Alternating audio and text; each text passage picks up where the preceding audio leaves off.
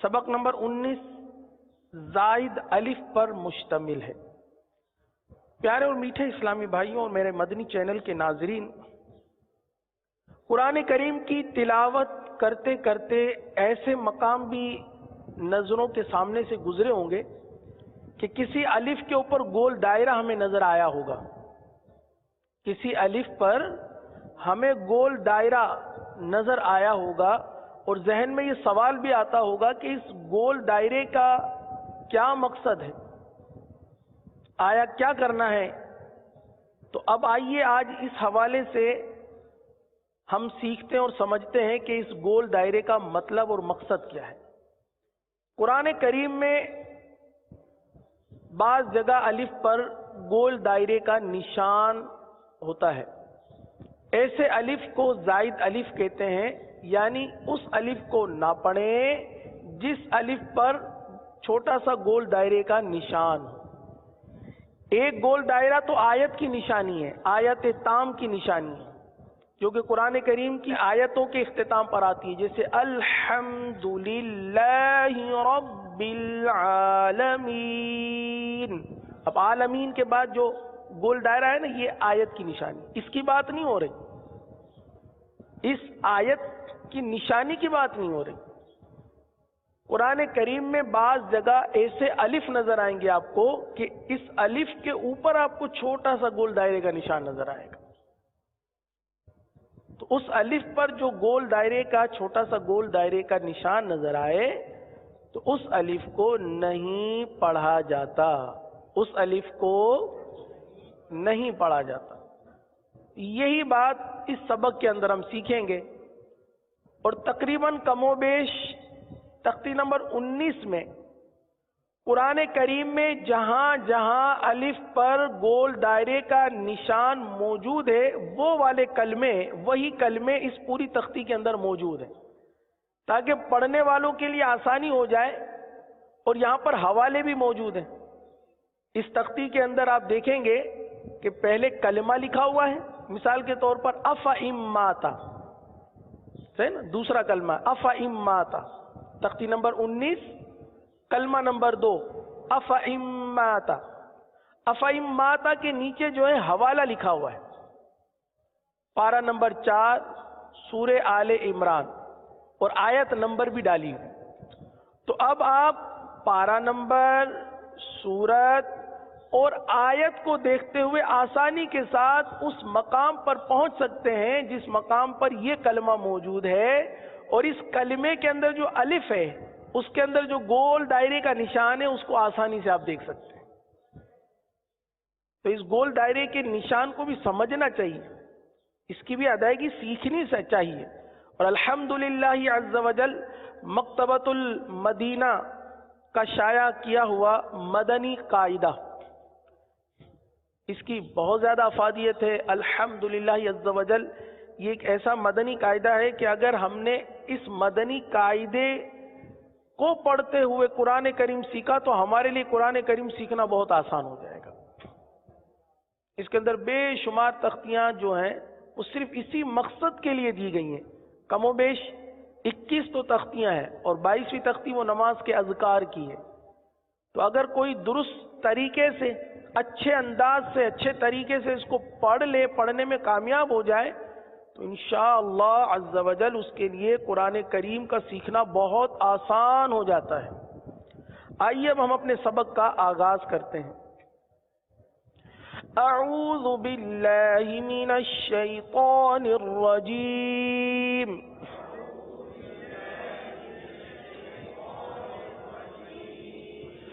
बिस्मिल्लाहिर रहमानिर रहीम।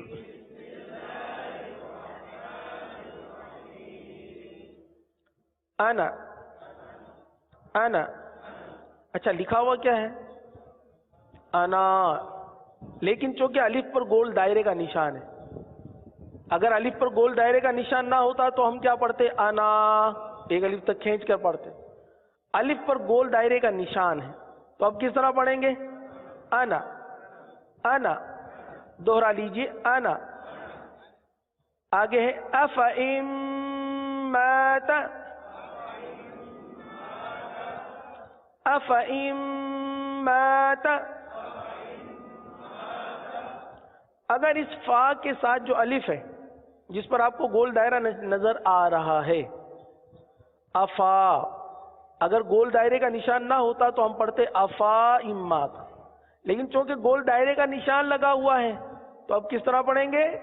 افإن مات، افإن مات، آگے ہے افإن مت، افإن مت، لإلى اللہ، لإلى اللہ، اب دیکھیے یہاں پر بھی لام الف زبر لا نظر آ رہا ہے نا، لام الف زبر لا، الف ہے، الف کے اوپر گول دائرہ ہے، اگر ویسے گول دائرہ نہ ہوتا تو ہم لام الف زبر لا پڑھتے، لا پڑھتے، لیکن اب لا نہیں پڑھنا، کھینچنا نہیں ہے، بلکہ پڑھنا ہے لإلى اللہ، لإلى اللہ، آگے ہے لإلى الجحیم، لإلى الجحیم، آگے ہے لشیء، لشیء، یہاں پر بھی دیکھیے شین کے ساتھ الف جو ہے، الف پر گول دائرے کا نشان ہے، اگر الف پر گول دائرے کا نشان نہیں ہوتا تو یہ لشا پڑھا جاتا، لیکن چونکہ الف پر گول دائرے کا نشان آ گیا، الف ختم ہو گیا، الف کو نہیں پڑھنا، شین کو یا کے ساتھ ملا کر پڑھنا ہے۔ اب مثال کے طور پر اگر اس کی ہجے کی جائے تو شین یا زبر شی، شین یا زبر شی، یوں پڑھا جائے گا، لشیء، لشیء، آگے ہے لیکنہ اللہ، اللہ عز و جل کے لام کو پر ادا کیجئے، لیکنہ اللہ، اب دیکھیے 15ویں پارے سورۃ الکہف میں یہ کلمہ آیا ہے، تو جب ہم تلاوت کریں تو 15ویں پارے کی تو ہمارے ذہن میں یہ بات ہونی چاہیے کہ اس طریقے کے الف آتے ہیں جن پر گول دائرے کا نشان ہوتا ہے، اور یہ ہم نے سیکھا ہے، تو اب یہ ہے کہ اگر ایسے گول دائرے کے نشان آئیں گے تو اس الف کو نہیں پڑھیں گے، تو توجہ ہوگی تو پھر ادائیگی درست ہو سکے گی۔ لیکنہ اللہ ملئہ، ملئہ، اچھا یہاں لکھا ہوا ہے ہر جگہ، انا اس کے نیچے بھی لکھا ہوا ہے ہر جگہ، تو اس کا مطلب یہ ہے کہ انا، حمزہ زبر آ، نون الف زبر نا اور الف کے اوپر گول دائرہ، یہ انا، اور یہ ملئہ، یہ جو آپ کو کلمہ نظر آ رہا ہے، یہ پورے قرآن میں جہاں جہاں بھی موجود ہیں، اگرچہ گول دائرے کا نشان ہو یا نہ ہو، گول دائرے کا نشان ہو یا نہ ہو، پورے قرآن مجید میں جہاں جہاں یہ حرف آ جائیں ان الف کو نہیں پڑھیں گے، جیسے انا لکھا ہوا ہے لیکن ہم پورے قرآن میں کیا پڑھیں گے؟ انا، کیا پڑھیں گے؟ انا، جیسے سورۃ الملک میں بھی آتا ہے۔ اسی طرح ملئہ، یہ بھی قرآن کریم میں جہاں بھی آ جائے تو ملا کی لام کو کھینچ کر نہیں پڑھیں گے بلکہ بغیر کھینچے پڑھیں گے، ملئہ۔ آگے ہے ان تبوء،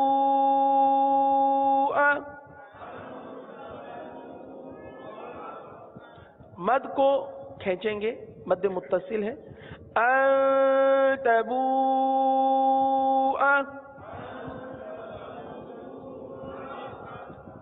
وَلَأَوْضَعُوا، وَلَأَوْضَعُوا،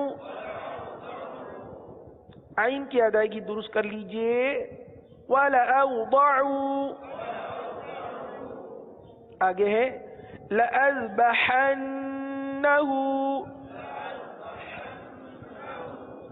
زال کی ادائیگی درست کرنی ہے، زال کو زا نہیں بنانا، زال کو زال ہی پڑھنا ہے، لَأَذْبَحَنَّهُ، لَأَنْتُمْ، لَأَنْتُمْ، آگے ہے من نبئی، من نبئی، اب دیکھیں با کے ساتھ الف ہے لیکن الف پر گول دائرے کا نشان ہے، اس لیے با کو دراز نہیں کریں گے، کھینچیں گے نہیں، من نبئی، آگے ہے وَمَلَئِهِمْ، وَمَلَئِهِمْ ثَمُودَ، ثَمُودَ وَثَمُودَ، وَثَمُودَ، ہاں وَثَمُودَ نہیں پڑھیں گے بلکہ وَثَمُودَ، إِنَّ ثَمُودَ، تختی نمبر 19 کی لائن نمبر 5، اس کا پہلا کلمہ ہے إِنَّ ثَمُودَ۔ اچھا یہ بھی یقیناً معلوم ہوگا، لیکن جو اسلامی بھائی کل نہیں تھے تو ان کے لیے عرض ہے کہ یہ زائد الف کا قاعدہ ہے۔ زائد الف قرآن کریم میں ایسے الف جن کے اوپر گول دائرے کا نشان ہو، قرآن کریم میں بعض مقامات پر ایسے الف آئے کہ جن پر گول دائرے کا نشان ہوتا ہے تو اس الف کو نہیں پڑھا جاتا، اور اسی زائد الف کو سمجھنے کے لیے، سیکھنے کے لیے کہ وہ زائد الف آ جائے تو اب وہ کلمہ کس طرح ادا ہوگا، اس کو سیکھنے کے لیے ہم اس سبق کو پڑھ رہے ہیں۔ سبق نمبر 19 زائد الف کے قواعد کو سمجھنے اور اس کی ادائیگی کے لیے یہ تختی موجود ہے اور اس تختی کو ہم پڑھ رہے ہیں۔ پڑھیں ان ثمود،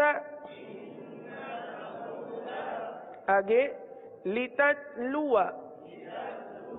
لتتلو، آپ دیکھ سکتے ہیں میرے پیارے میٹھے اسلامی بھائیوں کہ لتتلو واو کے ساتھ الف بھی ہے، لیکن الف پر چونکہ گول دائرے کا نشان ہے اس لیے اس الف کو نہیں پڑھیں گے، لتتلوا کے بجائے، یعنی لتتلوا پڑھنا چاہیے لیکن گول دائرہ آ گیا، اب ہم الف کو نہیں پڑھیں گے تو اب پڑھیں گے لتتلوا، لتتلوا، لن ندعو، لن ندعو، آگے ہے لیربو فی، لیربو فی، را کی ادائیگی میں جو ہے عموماً یہ خامی رہتی ہے کہ را پر ادا نہیں ہوتا، تو را کو پر ادا کرنے کی کوشش کریں، جب بھی را کی ادائیگی کریں را کو پر پڑھیں۔ ہاں یہ الگ بات ہے کہ را کے نیچے زیر آ جائے، یہ جن صورتوں میں را کو باریک پڑھا جاتا ہے، پڑھنا چاہیے ان صورتوں میں را کو تو باریک پڑھیں، لیکن جن صورتوں میں را کو پر پڑھا جاتا ہے ان صورتوں میں را کو پر پڑھنا چاہیے۔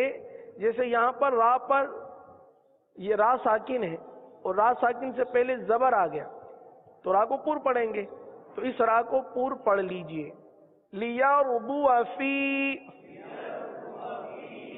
آگے ہے لیبلو، لیبلو ونبلو سلاسل، سلاسل قواریر، قواریر۔ اب یہ تو تختی نمبر 19 تقریباً ختم ہو چکی، لیکن ایک لائن رہ گئی ہے، یہ ایک لائن اس میں تھوڑی سی تبدیلی ہے۔ تبدیلی یہ ہے کہ پڑھنا تو زائد الف کو اسی طریقے سے کہ گول دائرے کا نشان آ جائے تو الف کو نہیں پڑھیں گے، لیکن اس میں وصل اور وقف، وصلن اور وقفن دو صورتیں آ گئی. یعنی وصل میں یعنی جب ملا کر پڑھا جاتا ہے، جب ملا کر پڑھا جاتا ہے اس کو وصل کہتے ہیں. وصل میں زائد الف کو نہ پڑھیں، جیسے ابھی ہم نے پڑھا وصل میں زائد الف کو نہ پڑھیں، لیکن جب اس کلمے پر وقف کریں جس پر گول دائرے کا نشان ہے جو زائد الف ہے، جب اس پر وقف کریں گے تو اب اس الف کو پڑھیں گے. یہ 6 کلمات جو ہے، یہ جو 6 کلمات آپ کے سامنے نظر آ رہے ہیں، لاکنہ سے لے کر انا تک، یہ تمام کے تمام وہ کلمات ہیں کہ اگر ان کو وصل میں پڑھیں گے یعنی ملا کر پڑھیں گے تو الف کو نہیں پڑھیں گے، یہ زائد الف ہے. لیکن جب اس پر وقف کریں گے تو اب اس الف کو پڑھیں گے. کس طرح؟ اس طرح. پہلے آپ نام لیں گے، میرے ساتھ پڑھ لیجئے. وصل، لیکن، وقف، لیکن. صحیح ہے؟ یعنی وصل میں الف کو نہیں پڑھیں گے، وقف میں الف کو پڑھیں گے. دوبارہ وصل، لیکن، وقف، لیکن. آگے وصل، الظنون، وقف، الظنون. دیکھیں ظنون کی آواز آ رہی ہے تو ادائیگی درست کر لیجئے. دوبارہ پڑھ لیتے ہیں. وصل، الظنون، وقف، الظنون. آگے ہے وصل، الرسول. صحیح ہے؟ وصل میں زائد الف کو نہیں پڑھیں گے. وصل، الرسول، وقف، الرسول. آگے وصل، السبیل، وقف، السبیل. آگے وصل، قواریر، وقف، قواریر. آگے ہے انا. اب انا کو کس طرح پڑھیں گے؟ اچھا یہ ہر جگہ پر ہوگا، صحیح نا؟ ہر جگہ انا جب بھی آ جائے الف، حمزہ والی الف نہیں، صحیح نا؟ الف، صحیح نا؟ الف اور ساتھ میں نون الف زبر نا. یہ پورے قرآن میں جہاں جہاں جہاں آ جائیں جب آپ وصل میں پڑھیں گے تو ان کو انا پڑھیں گے. جیسے سورۃ الکافرون میں آپ پڑھتے ہیں وَلَا أَنَا عَابِدٌ مَّا عَبَدتُّمْ. تو یہ انا پورے قرآن میں جہاں جہاں جہاں بھی آئیں گے ہم ان کو انا پڑھیں گے. لیکن جب اس انا پر وقف کرنا ہوگا، جب اس انا پر وقف کرنا ہوگا، ہماری سانس ٹوٹ رہی ہے یا مطلب ہے کہ ہم مزید نہیں پڑھ پا رہے، یہاں پر وقف کرنا ضروری ہو گیا ہے، اب یہاں وقف کر ہمارا ہو جائے گا، تو ایسی صورت میں بھی اس انا کو کھینچ کر پڑھیں گے وقف میں. اور اگر ملا کر پڑھتے ہیں تو بغیر کھینچے پڑھیں گے. صحیح؟ اس کو بھی پڑھ لیجئے. وصل، انا، وقف، انا، وصل، انا، وقف، انا. الحمدللہ تختی نمبر 19 کا اختتام.